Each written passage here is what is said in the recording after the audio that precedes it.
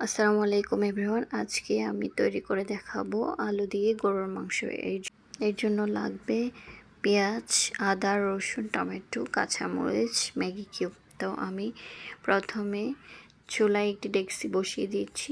এর মধ্যে পরিমাণ মতো তেল দিয়েছি।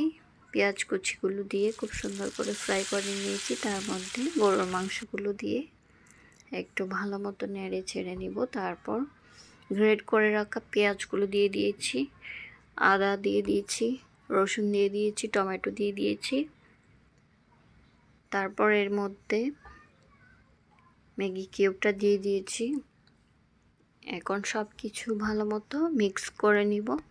মিক্স করা হয়ে গেলে এর মধ্যে মশলাগুলো দিয়ে দিব। প্রথমে দিয়ে দিলাম হলুদ গুঁড়ো, তারপর দিয়ে দিলাম লাল মরিচের গুঁড়ো, ধনিয়ার গুঁড়ো, আমার বানানো স্পেশাল আরবিক মশলা, তারপর দিয়ে দিলাম লবণ।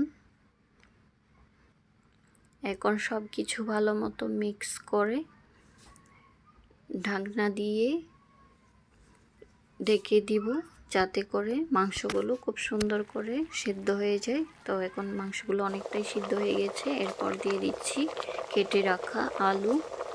এখন মিক্স করে নিয়ে এর মধ্যে দিয়ে দিব কাঁচামরিচ, টমেটো পেস্ট। আমি টমেটো পেস্ট এখানে 2 চামচ ইউজ করেছি। তারপর দিয়ে দিচ্ছি টক দই।